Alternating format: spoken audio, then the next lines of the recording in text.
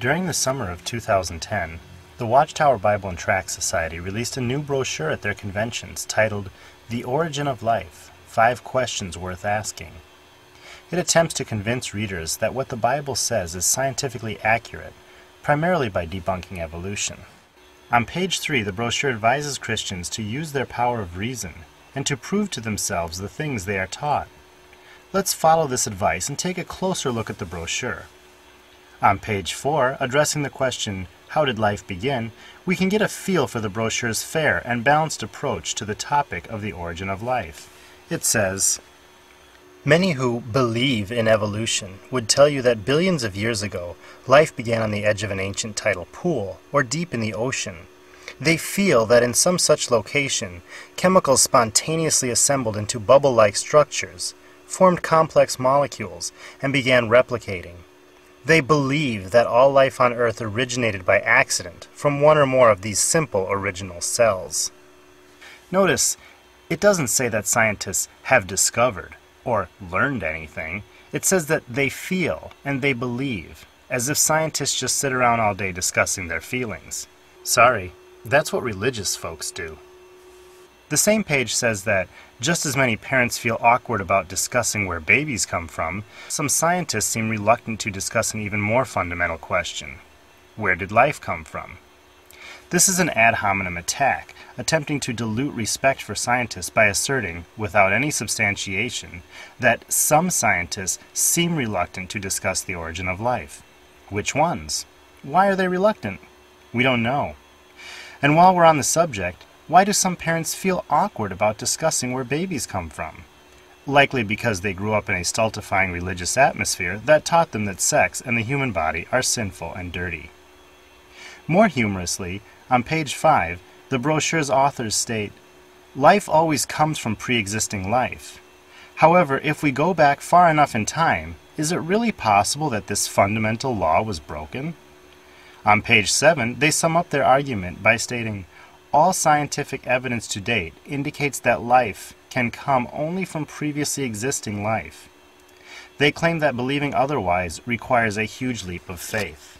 This is a funny argument for the Watchtower Society to make, as they claim to follow Hebrews 3:4, wherein we read that God created everything. But wait, where did God come from? I mean, since the Society claims life can only come from pre-existing life, surely someone created God. Of course, you might disagree with this, but then according to the Watchtower Society, you're making a huge leap of faith. On the same page, they likewise ask, what is the scientific basis for saying that the first cell sprang from non-living chemicals? That's a great question, but perhaps a better one would be, what is more likely to have sprang from non-living chemicals, a cell or an omnipotent, omniscient God? Another smokescreen is thrown up on page 9. Paragraph 3 begins by asserting, "If the theory of evolution is true, it should offer a plausible explanation of how the first simple cell formed by chance." This is silly. Evolution merely describes the change found in inherited traits of a population of organisms. The Watchtower Society might as easily state, "If the theory of gravity is true, it should offer a plausible explanation of how the first simple cell formed by chance." At any rate, pointing out incomplete areas of a theory simply indicates the need for further research. It does not indicate we should throw up our hands and say, "Oh well, a God must have done it." They continue with smokescreen questioning on page 12. Some evolutionary scientists would like to make a distinction between the theory of evolution and the question of the origin of life. But does that sound reasonable to you? Again, this is like asking, some scientists say there's a difference between electricity and magnetism, but does that sound reasonable to you? Another loaded statement occurs on page 21. Scientists cannot create DNA with all its replication and transcription machinery, nor can they fully understand it.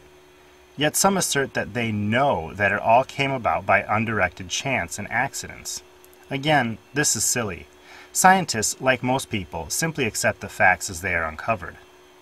Even still, it is reasonable to claim to know things even if we don't fully understand them. For example, I am incapable of creating a car, nor do I fully understand how they work. Yet I assert that I know that they were made in factories and that one will get me to work tomorrow. And notice they use the word chance. They use it a lot. In his book, The God Delusion, Richard Dawkins responds to the Watchtower Society's use of the word chance. He says, it's simply wrong. Evolution's main driving force, natural selection, is the opposite of chance, as it implies the strongest, most fit members of a population will survive to reproduce, thereby passing their stronger traits onto their descendants. They end page 21 by asking if, when observing a computer room, it is more reasonable to conclude that the machinery made itself, or that they were produced by orderly minds. This is the ultimate joke, as no scientist claims that humans or any animal sprang forth fully formed by themselves. Rather, it is religions, such as the Jehovah's Witnesses, that make such a claim about their gods. Of course, the Watchtower Society doesn't expect us to simply accept their line of reasoning. They also appeal to authority, by quoting from several reputable sources. For example, on page 24, they quote evolutionary biologist Henry G. by stating, "The intervals of time that separate the fossils are so huge that we cannot say anything definite about their possible connection through ancestry and descent." But here's a problem. G wasn't talking about the time spans between fossils in general. He was simply giving an illustration of how difficult it would be to link an ancestor of a giant civet fossil that was 1,000,000 years older than another giant civet fossil. Meanwhile, on page 6, they quote from Professor Carol Cleland. Regarding the theories of life arising by chance, the brochure quotes Cleland as saying, "None of them have provided us with a very satisfying story about how this happened." But when reached for a comment, Professor Cleland told the creators of this video, "I never said this. It is clear that scientists know how many of the most basic building blocks of life are made under natural conditions."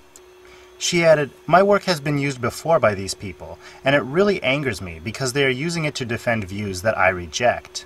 It is deeply dishonest for theists to deliberately distort the words of scholars for their own purposes.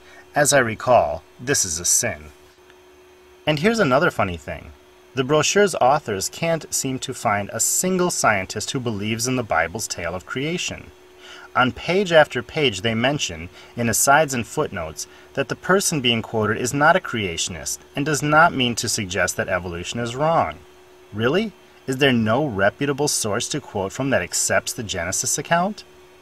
On page 30, the brochure asks, "In the course of reading this brochure, were you surprised to learn that what the Bible says is scientifically accurate?"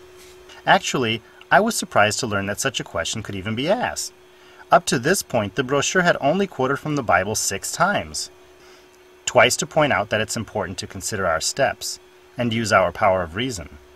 Once to point out that God created everything. Once to note that there are a lot of life forms. Once to claim that God has X-ray vision. And once to state that life forms only reproduce according to their kinds. This final quote is the only one that offers any intriguing scientific claim. But unfortunately, the Watchtower Society immediately renders it useless by not defining kind. Actually, though, the Watchtower Society does define the word kind, though we must go to a different publication for this definition. In their book, Reasoning from the Scriptures, on page 87, they state, "All interfertile varieties of any animal are just one Genesis kind." But this is an odd claim to make, since they also assert that only 43 kinds of mammals were on board Noah's Ark in the year 2370 BC, and that these mammals are responsible for all present terrestrial mammalian life. Since conservative estimates place the number of present mammal kinds at 4,000, this means that Jehovah's Witnesses must accept that the number of mammal species has increased from 43 to 4,000 during the last 4,380 years. This means that while, on the one hand, Jehovah's Witnesses categorically reject evolution, they simultaneously subscribe to the notion that since the flood, mammals have evolved at a rate some 16,000 times more rapidly than is taught in traditional science textbooks. The brochure asks, "More than a few educated people take a dim view of the Bible. Can you understand why?" Thanks to this brochure, we can.